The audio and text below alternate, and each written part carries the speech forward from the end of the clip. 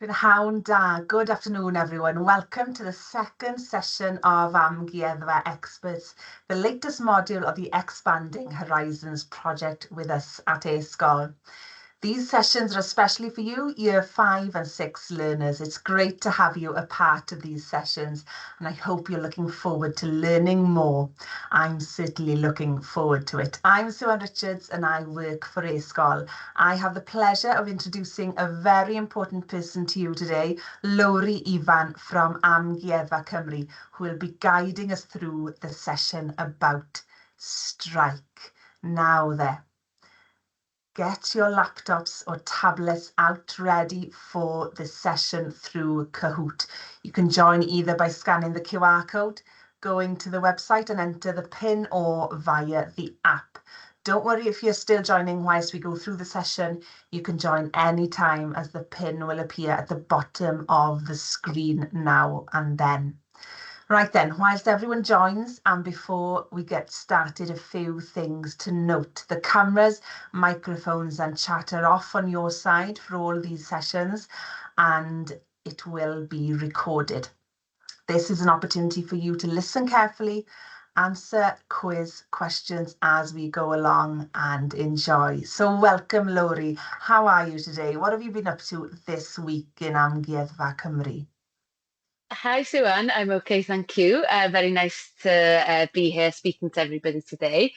So the National Slate Museum, where I work, is based here up in Llanberis in North Wales, and we are currently closed for a very exciting redevelopment project. So we've been busy packing up all our collections, moving them into storage, and preparing for the next steps.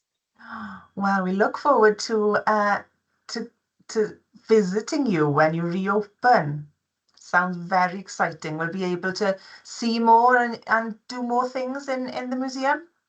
Yeah, so we're going to have a brand new learning centre and play area for people to enjoy, and our exhibition spaces will mean we're able to show more of our collections than ever before, as well as many, many more opportunities to touch, to take part, and to learn more about the stories that we tell. Oh, great. Sounds very exciting, Lily. Right then, I think we'll get started. And as I said, you can always join in with the pin.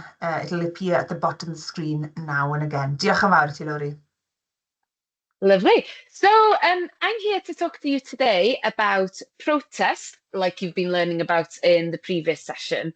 But today I'm going to talk about a very specific type of protest known as going on strike. And we're going to be looking at a specific example, which is the Penrhyn Quarry strike, which happened in Bethesda, North Wales in 1900. It's the longest ever strike in British history, and lots of really, really interesting things happened. So I'm going to show you some videos. We're going to look at a 3D scan of a real house from the period, and we'll be looking at some key objects from the collection. But before we get started, I think to understand why the workers in Penrhyn Quarry felt that they needed to protest, to go on strike, we need to understand a little bit more about the way that they worked and the way that they lived. So if we could go to the next slide, please, Siwan. Okay, so we've got this picture here. This is a really famous painting by an artist named Henry Hawkins, and it's a painting of Penrhyn Quarry in the year 1832. It's a bit earlier than the time we're talking about, but the kind of work and the kind of environment would have been very, very similar. So if everybody could look at the screen for me now, and I want you to have a think, what can you see and what kind of place would this have been to work? What do you see, Siwan? Firstly, I see a lot of people. It looks very busy, and a lot of work is going on there. And then when you look closer, you can see people hanging off the cliff. So it Yeah. looks a bit dangerous as well. Yeah, so you're right. This would have been an incredibly busy and full place, because the Penrhyn Quarry, where they extracted slate to make roof tiles, this was the biggest slate quarry in the world at the time, and about 3,000 men would have worked here in the quarry. Those men you can see hanging off the rocks on ropes were doing a very, very dangerous job. Siwan, if we could go to the next slide, we'll take a closer look. So this is a more modern photograph, but it shows us some of the dangers in the work of slate quarrying. What you need to do to get the slate out of the mountain so that it can be cut into the roof tiles is someone needs to hang off a rope, and you'll notice he's not wearing a helmet, he doesn't have a harness, it's just the rope around his middle, and drill into the rock so that explosives can be used to explode large chunks of rock. So as you can imagine, explosives, ropes, high levels, big pieces of rock going everywhere, very, very dangerous place to work. And by the year 1900, a lot of the quarrymen were starting to think, maybe it wasn't very fair the way they were being treated and the money they were being paid for this kind of work. So we've seen a bit about the way that they work. Let's take a look now at where these quarrymen would have lived and what kind of place this was. Oh, we've got a quiz question first. My apologies. We'll go to a quiz question. We've got some questions as we go along today. So let's have the first question. How many men worked in Penrhyn Quarry? Was it 300, 800, 3,000 or 5,000? Now, Laurie's mentioned the number around about, isn't it, Laurie? As we said, it looked like a lot of people working in Penrhyn Quarry. Now then, the answers are coming in. Were you listening? That's the question. Oh, we'll see now. Oh, well done. Yeah, 3,000 workers. Let's see who's at the top of after the first question. Cute Jaguar. Well done. Diolch, Laurie. Well, here we are now then. We're looking at Bethesda, which is where most of the quarrymen would have lived. You might be able to see a bit of a mountain in the background there. Well, just round the corner from this picture, this is where Penrhyn Quarry would have been. Now, looking at this picture, what do you notice? What kind of place was Bethesda to live? And what kind of people would have lived here? Do you notice anything interesting, Siwan? Well, it's close to the quarry, isn't it? So probably the workers, they could walk to work. Yeah. And I see a lot of houses, so they would have squashed as many people as possible into the village. Yeah. So you can see there's not a lot of greenery around. The houses are squashed really close together. They're quite small houses as well, from what we can see. Those bigger buildings, they're the chapel. So maybe there's a strong sense of community here. But I think you're right to say it would have been the workers, the ordinary people who would have lived here in Bethesda, not the wealthier people, the people who were making the most money from the quarry. So let's compare then. Let's look at a very different kind of place where someone might have lived. So straight away, this looks very different, doesn't it? Who do you think might have lived here? I would say the owners, possibly of the quarry and the houses. It looks very grand. Yes. And greenery, so it's probably they haven't got many neighbours around them, possibly. Yeah, you're right. So this is Penrhyn Castle, and the man who lived here, the man whose family built this castle, was called the Lord Penrhyn. Now, he was the owner of the quarry, meaning he was making all this money, all this riches from the quarrymen's hard work. But also, he owned most of the houses in Bethesda. So the quarrymen were being paid by him, but then paying a lot of that money back to him as rent. And as you say, I think the Lord Penrhyn would have had a very comfortable life here. It looks very different to life in Bethesda. There's a lot more space, a lot more greenery. the buildings are a lot bigger, and you can see these people in the forefront of the picture here as well. They look like they're relaxing, just having a nice time. And I don't think the quarrymen in Bethesda would have had leisure time to relax and lounge about in this way. They would have been too busy working in their dangerous jobs in the quarry, trying to make money for their families. So if we go to the next slide. Okay, so we've seen already how different the way the quarrymen and the quarry owners lived. And I think we need to ask ourselves, is it fair? Was it right that one man was hoarding all the wealth, all the riches from thousands of men's hard work, whilst these men and their families were having to live in dangerous conditions, doing dangerous jobs, and not in very, very comfortable homes often? And by the year 1900, a lot of the quarrymen were a bit fed up at this unfairness, and it led to something known as a strike. Have you heard the word strike before, Sue-Ann? Do you know what it means? I have heard of it.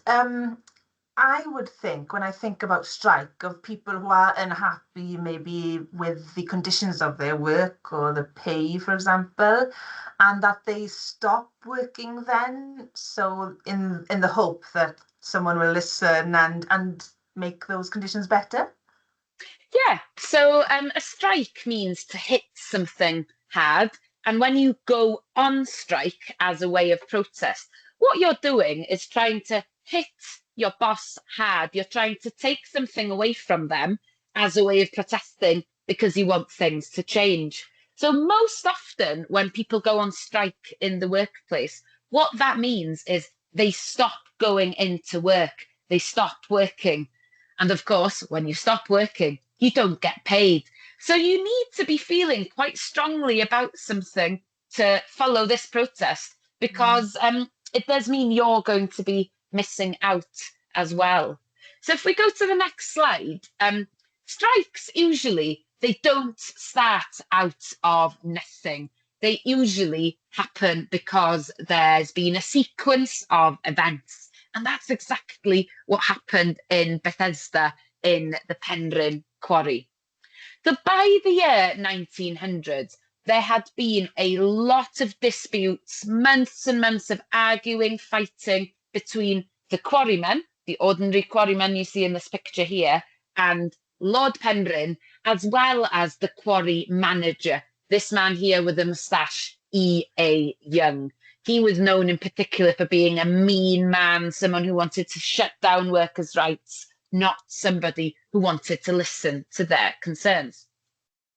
And by October 1900, some of these arguments had gotten so bad that a fight broke out in the quarry. Now, Lord Penrhyn and E.A. Young wanted to be really stern, really strict on this. So they called the police, and 26 men had to go to court to try and avoid going to jail for what happened. Now, a lot of the quarrymen felt that this was very heavy-handed and very unfair. And on the day of the court hearing, over 2,000 men walked out from work in the middle of the working day, and they walked from Bethesda to Bangor to support their co-workers in court. Now, E.A. Young was not going to take this, so the next day, when the quarrymen tried to come to work, they found that the quarry gates were locked and they were locked out of work. So as a punishment for their protest, they were locked out and they didn't have any work and therefore didn't have any pay for 2 weeks. The quarrymen accepted this, and when they tried to come back after the 2 weeks, they found that of the 2,800 of them who'd been locked out, about 800 out of the total didn't have jobs to come back to. And they felt this was really unfair. They'd all had jobs beforehand, so why didn't they have them now?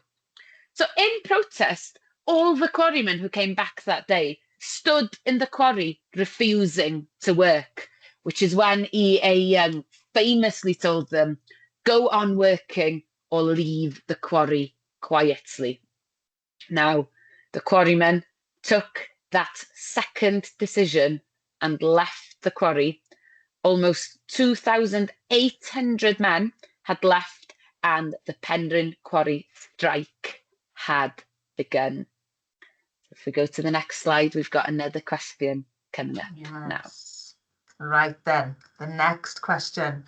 Why did the Penrhyn Quarry strike start in 1900? After months of disagreement about pay and conditions, the quarrymen were lazy and wanted a day off. Lord Penrhyn wanted the men to work Sundays, or because someone was hurt in an accident. The answers are coming in very quickly. Well done. But are they correct? Right then. Yes, well done. 148 of you got the correct answer after months of disagreement about pay and conditions. Da iawn. Right then. Okay, so once the men had gone on strike, they were refusing to work. This, of course, meant they were not being paid. And staying away from work and staying away from being paid can have a really big effect, not only on workers, but on their families. So we're going to watch a video now, and we're going to learn from the character Lisa a little bit more about how the strike affected families in Bethesda. We're going to visit Lisa in the year 1901. So this means the workers have been on strike for a number of months by this point. So make sure you're watching and listening carefully now, because there will be a question at the end. O ti'n dod fanna, Thomas? Wel, dwi'n dy wylio di. Oh, dear. Oh, I'm sorry. I was shouting at Thomas, my little son, I was. And Thomas is about the same age as some of you, I'm sure. He's 6 years old. And there's nothing he loves more than playing out the river. And I keep telling him to be careful, because only last week his best friend, and his name is called Gwyn, he fell into the river over his head, and he's been ever so poorly since. Poorly because he caught the common cold, and his mother and father couldn't afford to buy him medicine to make him better, because Gwyn's father, he's on strike from the quarry. Now then, a strike is when the men don't go to work in the quarry. They refuse to go because the man that owns the quarry is not being fair with them. Now, the man that owns the quarry is called Lord Penrhyn. We don't like to say his name in this house. And he's not a very nice man. He's very wealthy. Oh, yes, he has lots of money.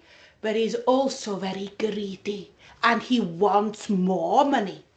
And because he wants more money, the men that work for him in the quarry have to have less money. And that's why they're on strike and they refuse to work for him. Oh, life has changed since that strike has started. Oh, dear. Oh, but back to Thomas, my little son. Now, Thomas, oh, he's got a pet cat, and her name is Putan. You know, Putan means very small, and she's tiny. She's black all over like coal, and she's got a little bit of white here underneath her chin. And she loves nothing more than sleeping here in front of the fire. But as you see, I don't have a fire today. You see, my husband is on strike from the quarry too.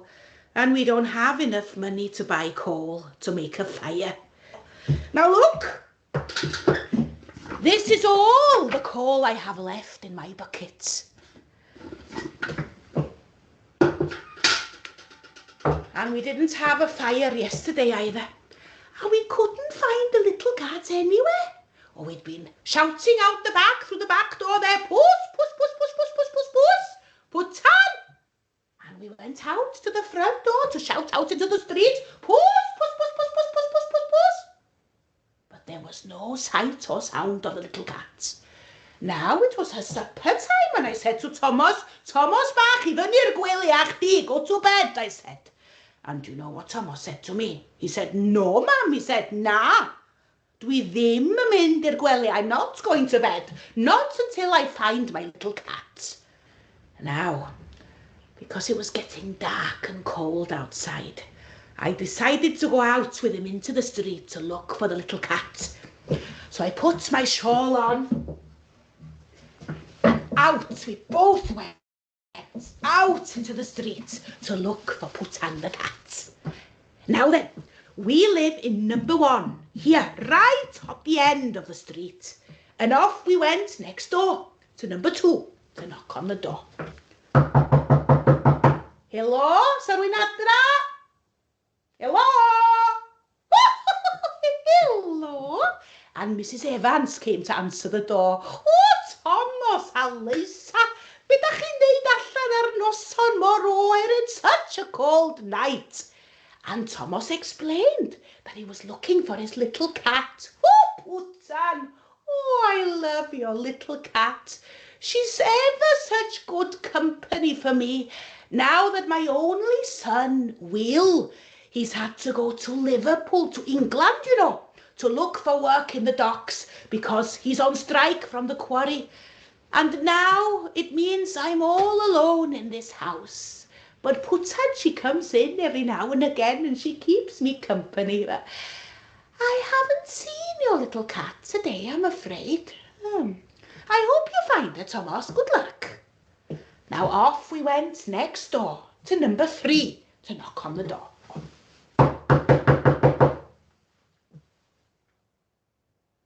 But nobody came to answer the door. We knocked again. And Mrs. Evans, who was still standing on the doorstep of number 2, said, oh, Thomas bach, there's no point knocking on number 3. There's no one at home. They caught the train this morning. They've gone to South Wales, to the big black pits to look for work in the coal mines. Your little cat won't be there. They couldn't afford to pay the rent to Lord Penrhyn, and he's thrown them out into the street. Oh, best not look there. Now then, off we went to number 4. And Thomas looked at me and said, Mam, dwi'n cael cnocio ar ddrws rhif 4. Am I allowed to knock on number 4? No, Thomas bach, I said. Come away. Now then, I have a sign in my window. I'll show you. Now then, it's in Welsh, and it says, Nid oes bradwr yn y tŷ hwn, which means no traitor lives in this house. No traitor. I'll put it back before somebody throws a stone through my window. And now then, traitor.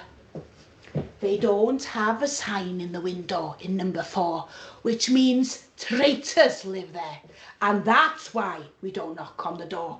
So off we go to number 5. And Alice Jones came to answer the door, and she wasn't best pleased to see us.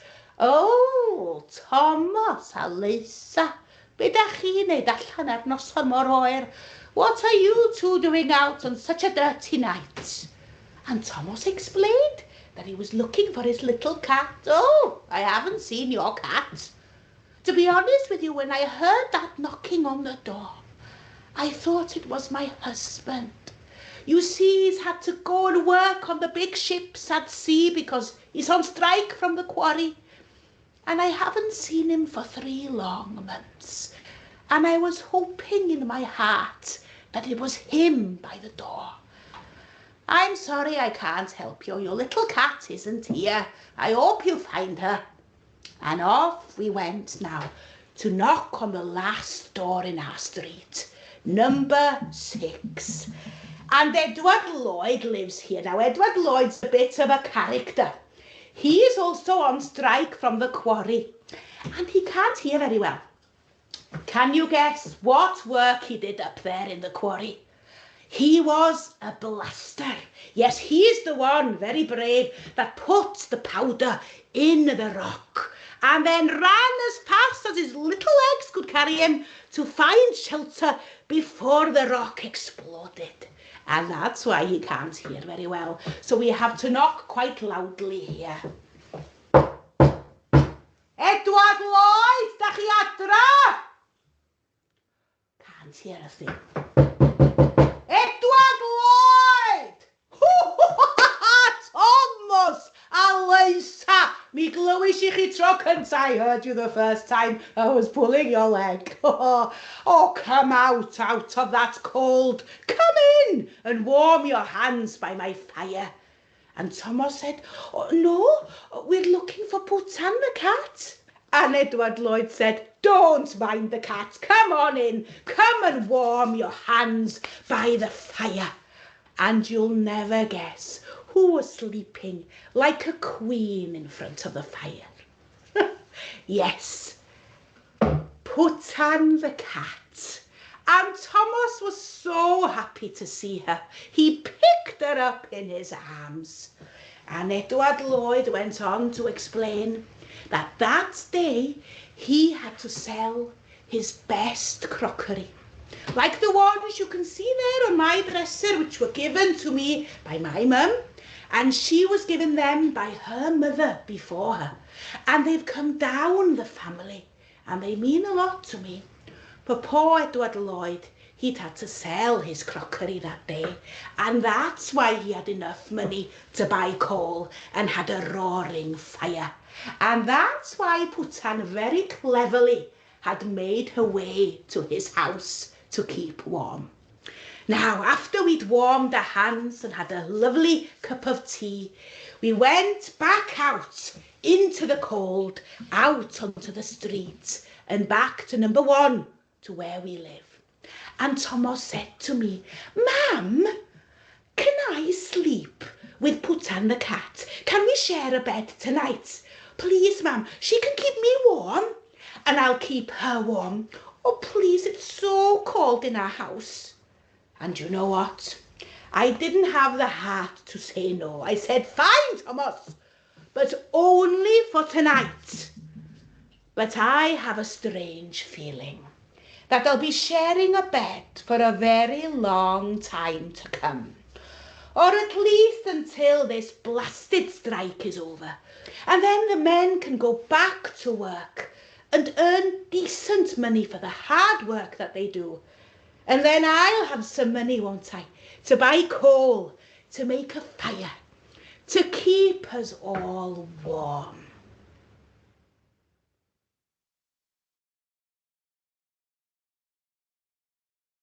Dyna ni, there we go. So we've got a question now to check, see what you've understood from that video. A great story by Lisa there. What did the card in Lisa's window call the strike breakers? Snitches, liars, weaklings, or traitors? What was on the card that Lisa showed? The answers are coming in.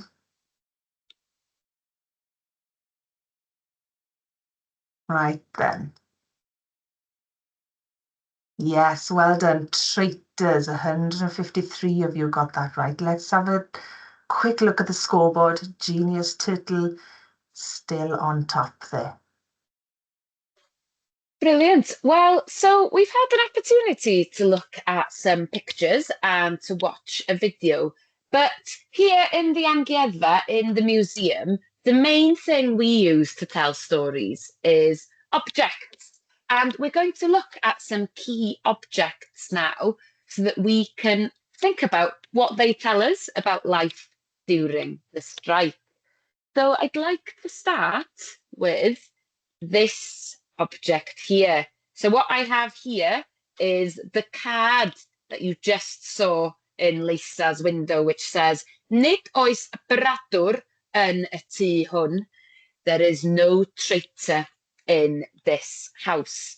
And it was essential 4 families who were still on strike to put these cards up in the window because they felt very, very angry at those who'd broken the strike. So let me show you, if everybody links their fingers together like this now. So link your fingers together. I want you to hold them really tightly.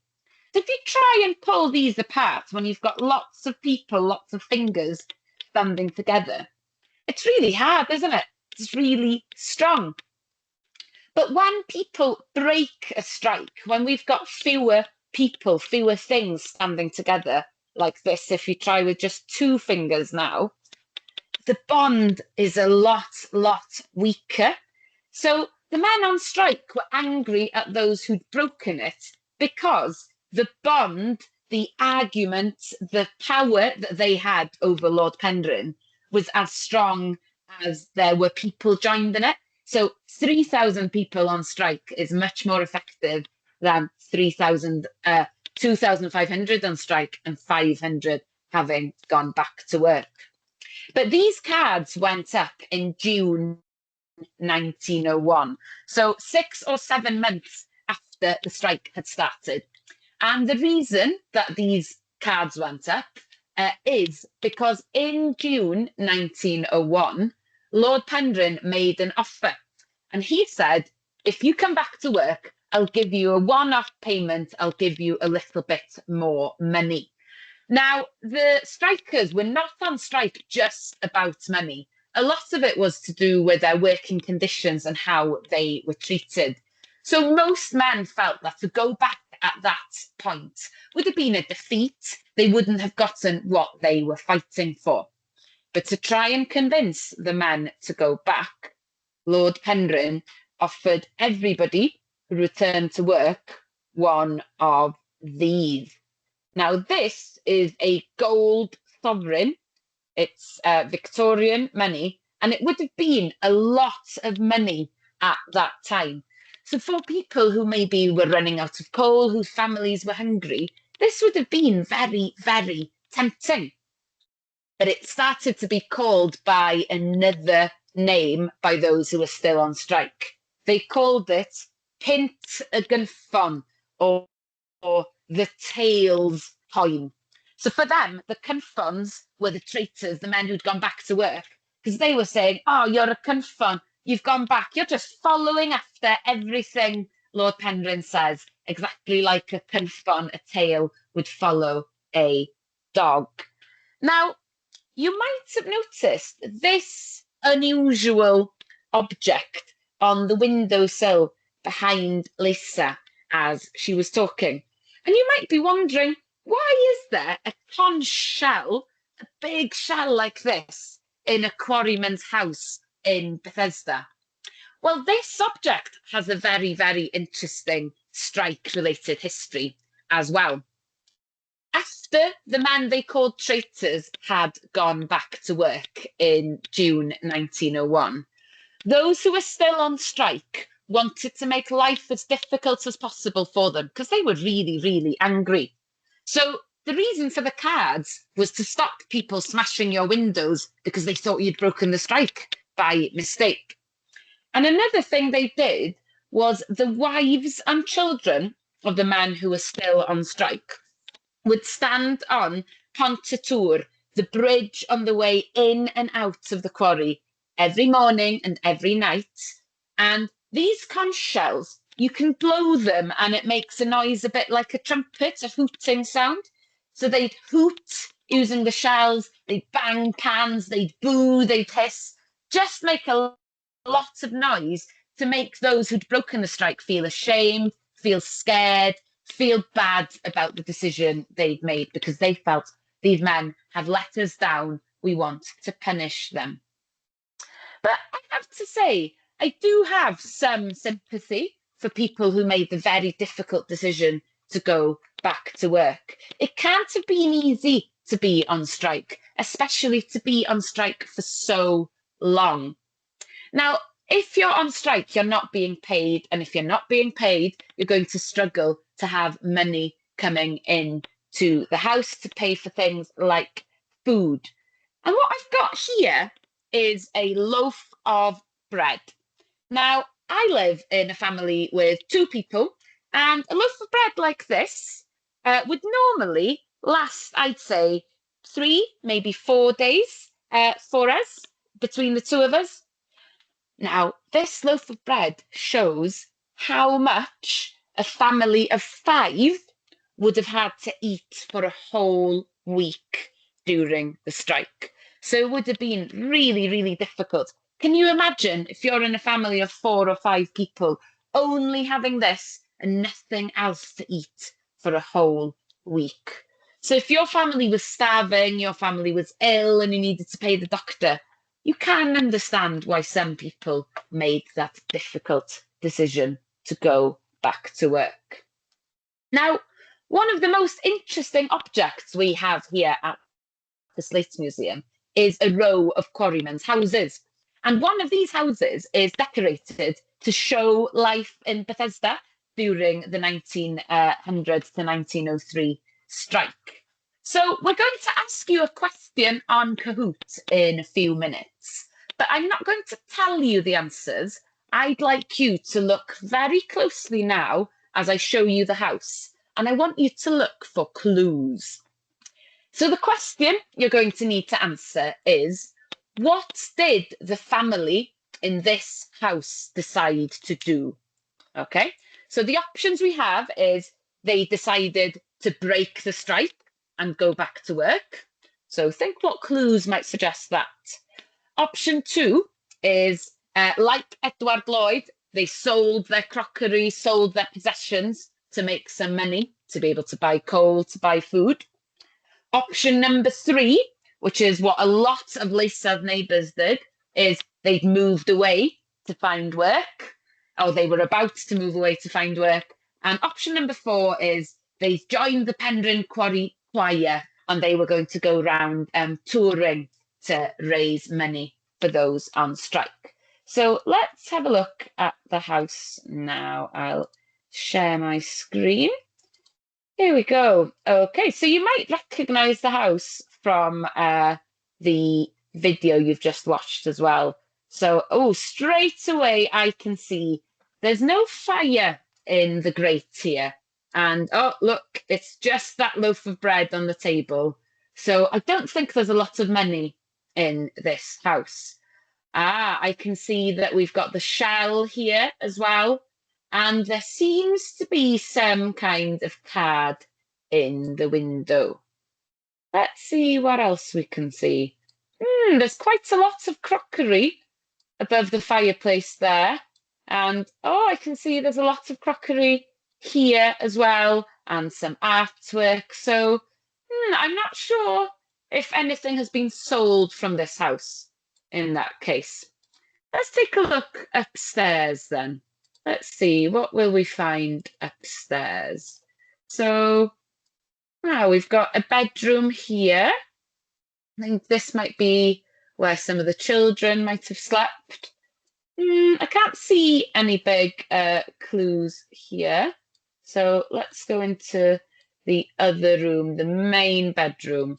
I think this is where the parents might have slept. And, it looks as if there's a crib here. So there must be a baby in the family as well. Right. There's something here. There's a pretty big clue here that might suggest what decision this family has made. We'll see if you can work out which option that clue suggests. So if we go onto the Kahoot now, and you'll see your options again, and you can choose which option you think the family decided on. Right then. The family in the 1901 house broke the strike, sold their possessions, moved away to find work, or joined the Penrhyn Quarry Choir. What do you think the family chose to do? There were a few clues there, weren't there, Laurie? Let's have a look. Right then. Yes, well done to 107 of you. They moved away to find work. Now then. Okay, so well done, those of you who correctly answered they'd moved away to find work.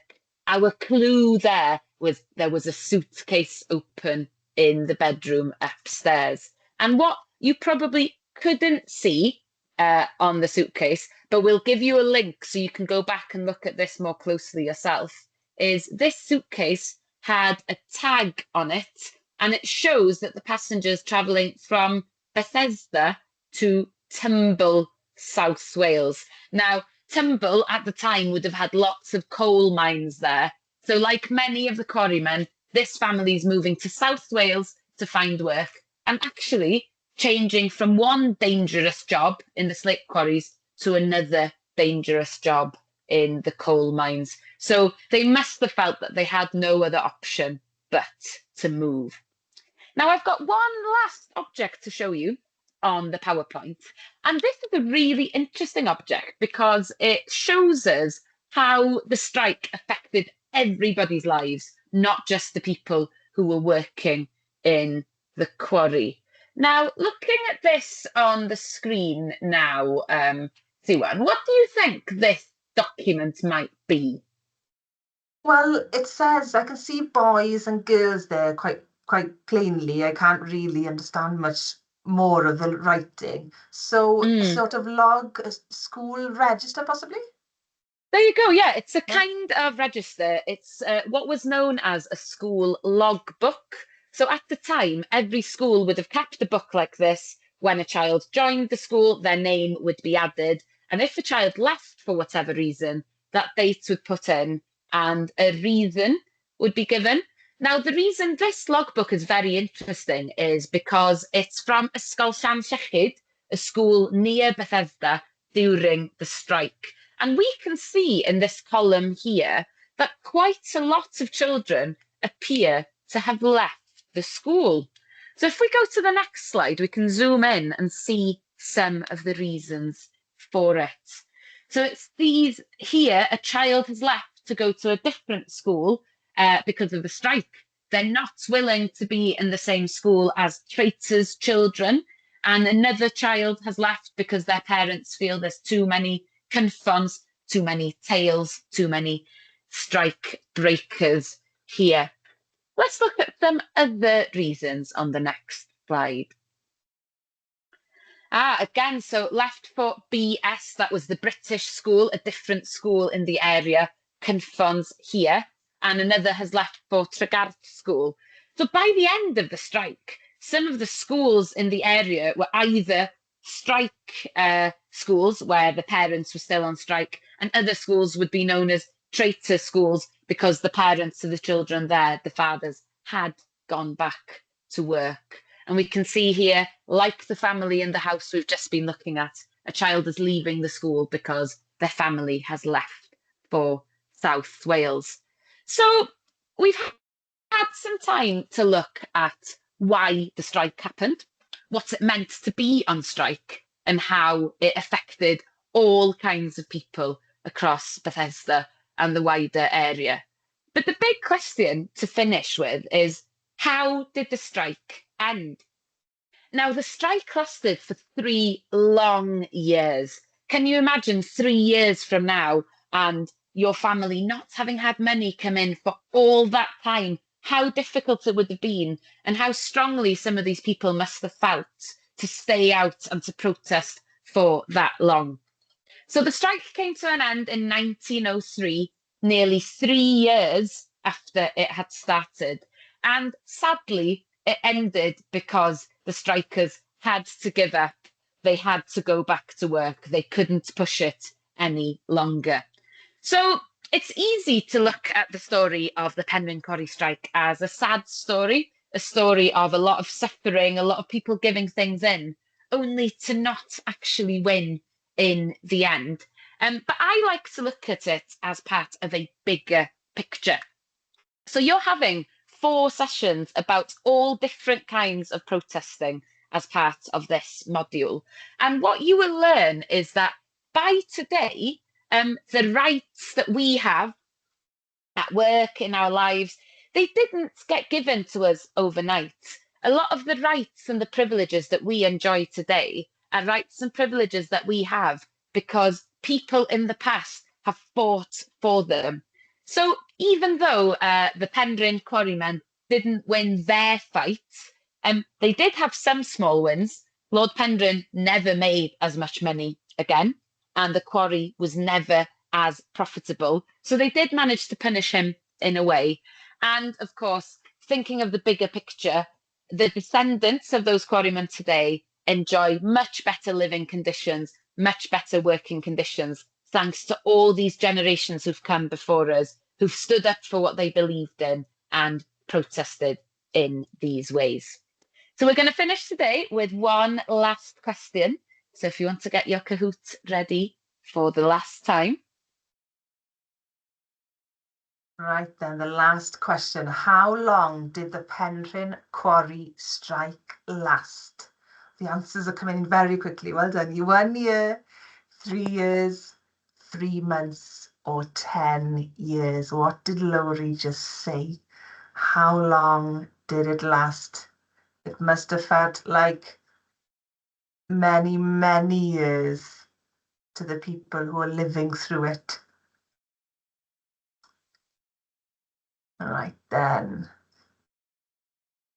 Yes, 3 years. Well done to the 124 of you for getting the answer right. So we're closing up now, Laurie. Yeah, so thank you very much for joining us today, and I hope you enjoy the rest of the sessions with my colleagues from Amgueddfa Cymru. We will send a handout out for you after the session where there'll be QR codes if you want to watch the video again, if you want to take a closer look at the 360 scan of the house we've just looked at. We've actually got 3 houses, so you can compare how people would have lived in different periods in history. It's all very, very interesting. So do take a look if you'd like to learn more. Diolch yn fawr iawn, Laurie. Thank you very much for a very informative session. We'll end with the podium. In 3rd place with the quiz, Genius Turtle. In 2nd place, Cute Jaguar. And coming out on top today is Rational Emu. Da iawn. Well done, everyone. We hope you've all enjoyed. Thank you very much for joining us. Diolch eto, Laurie, for a great session on Penrhyn Quarry Strike. We'll see you next week. Diolch yn fawr bawb. Hwyl fawr.